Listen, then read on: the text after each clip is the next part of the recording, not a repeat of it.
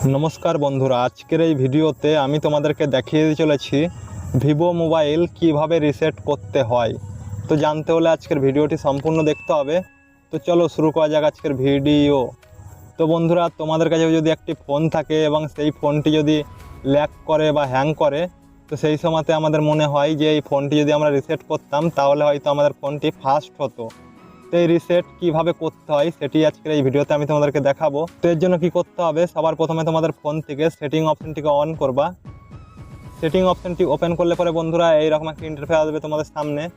তো এইখান থেকে এবার নিচের দিকে যাবা, নিচের দিকে যাওয়ার পর দেখো এখানে একটি অপশন পাবা তোমরা সিস্টেম ম্যানেজমেন্ট। এই সিস্টেম ম্যানেজমেন্ট অপশনটাতে ক্লিক করবা। সিস্টেম ম্যানেজমেন্ট অপশানে ক্লিক করার পর বন্ধুরা এখানে দেখো একটা অপশন পেয়ে নেবা তোমরা রিসেট অপশন। এই রিসেট অপশনটাতে ক্লিক করবা। রিসেট অপশনে ক্লিক করার পর বন্ধুরা এখানে দেখো এরকম আসবে।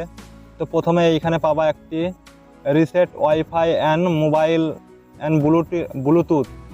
তো তোমাদের যদি ফোনের মধ্যে ডাটা ওয়াইফাই বা ব্লুটুথের মধ্যে কোনো সমস্যা থাকে তাহলে এখানে reset wifi mobile and Bluetooth এই অপশনটাতে ক্লিক করবা, তাহলে সেইগুলো কিন্তু সমাধান হয়ে যাবে। এবার নিচেই দেখো 2 নম্বরে রয়েছে রিসেট অ্যাপ পারফরমেন্স। তো তোমাদের অ্যাপসের মধ্যে যদি কোনো প্রবলেম থাকে, কোনো অ্যাপস ধরো খুলছে না বা সমস্যা দেখাচ্ছে, সেইটিতে ক্লিক করলে পরে সেটি ওপেন হয়ে আবার ক্লোজ হয়ে যাচ্ছে, তাহলে এইখানে রিসেট অ্যাপস পারফরমেন্স এই অপশানটাতে ক্লিক করলে পরে সেটি সমাধান হয়ে যাবে। এবার নিচেই 3 নম্বরে দেখো একটি অপশান রয়েছে রিসেট অল সেটিং।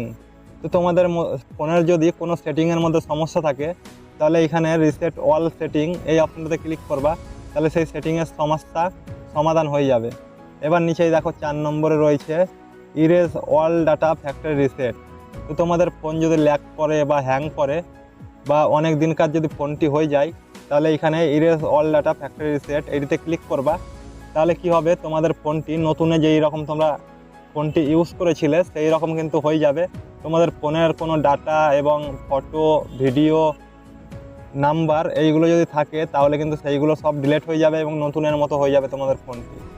তো বন্ধুরা আশা করি তোমরা বুঝতে পারলে যে ভিভো মোবাইল রিসেট কিভাবে করতে হয়। তো এই ছিল আজকের ভিডিওটি কেমন লাগলো কমেন্ট করে জানাও। ভিডিও ভালো লাগলে লাইক করো, চ্যানেলে যদি নতুন দর্শক হয়ে থাকো তো সাবস্ক্রাইব করে পাশে অন করে দাও। দেখা হচ্ছে পরবর্তী একটা নতুন ভিডিওতে। ধন্যবাদ।